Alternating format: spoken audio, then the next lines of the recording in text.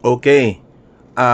Tayo lang po ay mag-react dito sa vlog ni Katunying na naglalabas siya ng kanyang hinanaing dito sa mga supporters ni Riza Hontiveros. Kung maalala po natin, itong si Katunying ay inexpose niya ang mga insertions dito ni Ma'am Riza Hontiveros. Kung ano-anong mga insertions yan na mga ibinulgar ni Katunying.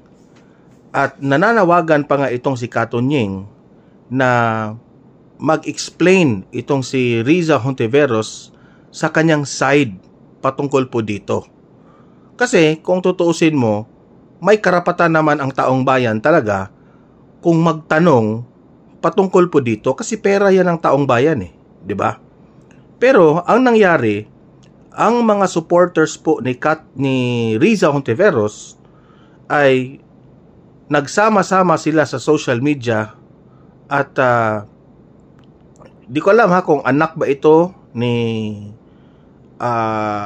itong si Zoe raw na laging binabanggit ni Katunying, no? Na cancer survivor na ito yung kinuyog ng mga supporters ni Riza Hontiveros na sana bumalik yung sakit mo at sana natuluyan ka na. Parang ganon yung mensahe na ibinigay nila. Di syempre, nasasaktan po itong si Katunying sa mga sinasabing ganyan. Kasi kung tayo naman ang mag-analyze dyan, anong kinalaman ng bata sa usaping ito, di ba? Inosente yung bata Bakit nyo idadamay sa usaping ganyan, di ba? So, si Katunying po ay nananawagan kay Riza Hontiveros na ganito ba ang type of mga supporters na meron ka? Di ba? Ganyan ba ang mga supporters mo? Ganyan ba ang mga klaseng tao na sinusuportahan mo o pinoprotektahan mo, Hontiveros? Yan ang malaking tanong ni Katunying ngayon.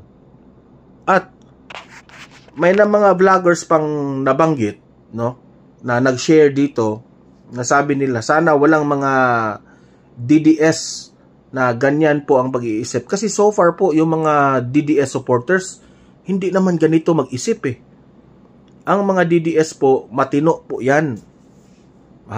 Mautak ang mga DDS.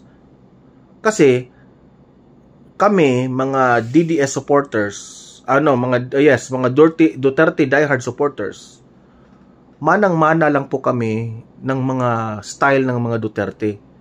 Kapag panahon po na mag-away tayo sa politika, ang pag-uusapan natin ay patungkol naman sa politika. Pero kapag ang usapin ay patungkol na po sa pamilya, personal na buhay, hindi na po yan dapat pinag-uusapan. Ika nga, may privacy po tayo when it comes to our personal lives. Pero itong mga dilawan, siyempre, sino naman yung mga supporters ni Riza Hontiveros? Siyempre, mga dilawan po ito, di ba? Yan ang utak ng mga dilawan.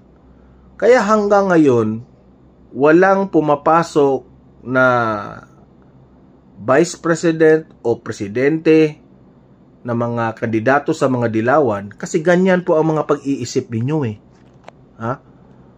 Hindi kayo manalo-nalo sa in higher position kahit ka senador Hindi na nga kayo nananalo Ewan ko, nagtataka nga yung taong bayan bakit nakapasok pa yan si Kiko Pangilinan at yan si Bam Aquino. Di ba?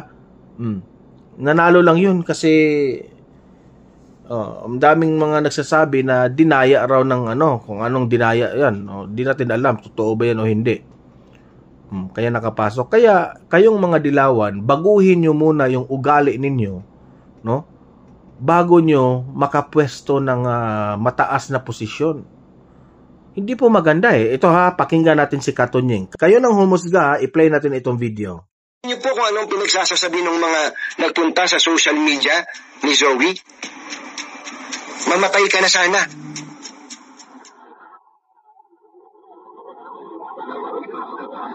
Bumalik sana yung cancer mo.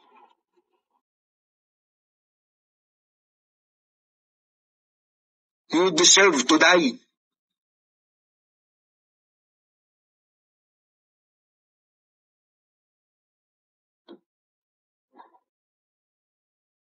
Yan po ba ang uri ng mga tao na sumusuporta po sa inyo, Madam Senator? Madam Senator, Senator Laila de Lima, Senator Risa Ontiveros, alam ko po hindi nyo rin po ito magugustuhan. Senator Risa Ontiveros, Senator Laila de Lima, at pati na rin si Congressman Che Diokno ng Akbayan Party List. Alam ko po hindi nyo ito magugustuhan. Dahil po sa malabis na pagmamahal sa inyo, Senator Risa, ng inyong mga taga-suporta, imbis po na makipagtalamitam sa atin ng punto por punto, issue sa issue, ano po ginawa nila? Ang ginawa po nila ay kinuyog ang social media ng inyong lingkod. Okay lang po yun, ako yun eh. Ng aking may bahay, ng aking mga anak. Oh. Kaya nga, mga anak niya, di ba? Parang sinabi rin dito ni Kato Nying na okay lang ako kung ako yung kinuyog nyo. Di ba? Nagbanta ba kayo o anong ginagawa nyo sa akin kasi ako yung nag-expose sa balitang yan, di ba? Pero yung mandadamay pa kayo ng anak ni Kato Nying, parang foul na yun eh. Parang below the belt na eh. Di ba? Hindi na maganda. Parang wala na ba? Wala na tayo sa katinuan na isip ba? Pero ang totoo po nun kung bakit po alam kong hindi nyo ito magugustuhan, sapagkat mas matitindi po yung ginawa nila sa aking anak na si Zoe. Marami naman siguro sa inyo ang nakakabatid na si Zoe po ay dumaan sa matinding pagsubok ng karamdaman. Nagkaroon po siya ng sakit, nagkaroon po siya ng cancer, ng leukemia. Subalit sa awa at tulong ng Panginoon Diyos, siya po ay himalang gumaling. At ngayon po ay magtatatapong taon na po siya na cancer-free. Ngayon pa man, kahit po siya ay cancer-free na, alagang-alaga po namin tong batang ito, pati ng kanyang nakababatang kapatid, sumusuporta po sa kanyang ate, sapagkat yung pong trauma ng pagkakaroon ng cancer ay hindi po madali. Hindi po... Actually, simple lang yan iisipin eh. What if baliktarin natin ang sitwasyon? What if kayo yung merong anak o kapatid na merong dinaramdam na sakit? Tapos, sasabihin namin yan sa inyo. Ano kaya ang mafe-feel ninyo? Ano kaya ang reaction ninyo, di ba? Ganon lang yun eh. Madaling matanggal sa isip ng isang bata. Isip-isipin po nyo nung siya ay unang nagkasakit. Siya ay 11 years old pa lamang. Hanggang sa siya po nakipagbaka sa sakit na ito sa loob ng 3 taon.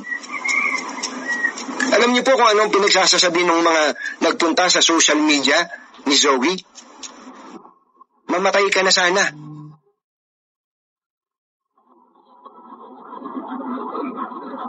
Bumalik sana yung cancer mo.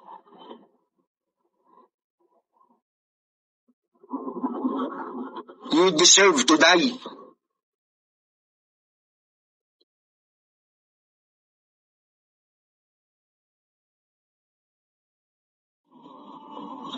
Yan po ba ang uri ng mga tao na sumusuporta po sa inyo, Madam Senator?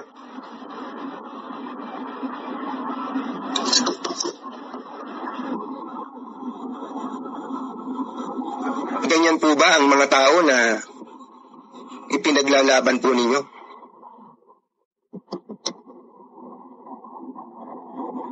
Alam ko, nasaktan kayo dahil sa nasa pedestal si Senator Risa Ontiveros. Nasa pedestal.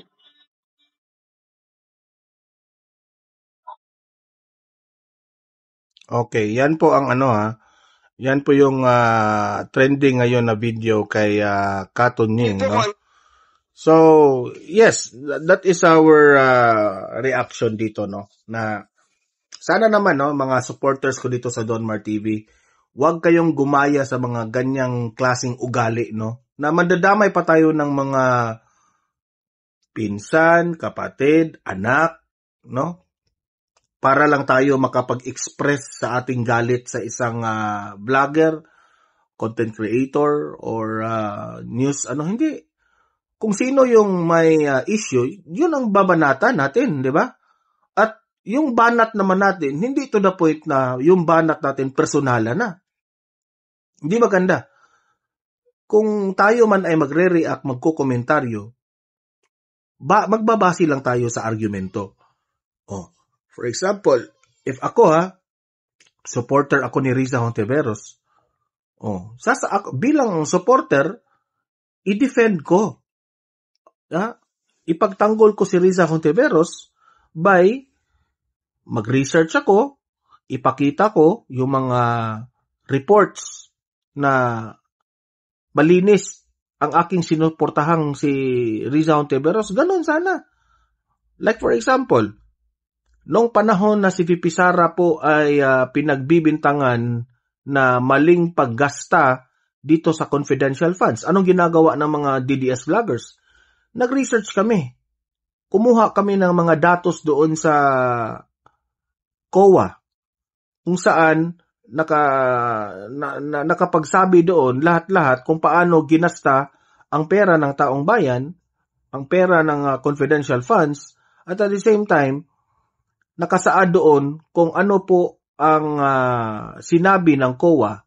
Kasi COA lamang po ang makapagsabi sa budget ni VP Sara kung ito po ay kinurakot, tamang paggasta, o ito po ba'y mali na paggasta. Diba? So, ganun laman. Huwag tayong lumihi sa usapan na maninira tayo ng kapwa natin. Okay? So, yun lang po. Itong video na ito, paki-like at saka paki-share para kakalat ito sa taong bayan. And sa mga bago pa lang dito, subscribe na po kayo sa Don Mar TV. Libre lang po ang subscription. Updated ka pa sa ating mga balita. See you in my next video. Have a great day. Have a great night. God bless po sa ating lahat. Mabuhay ang Pilipinas and God save the Philippines.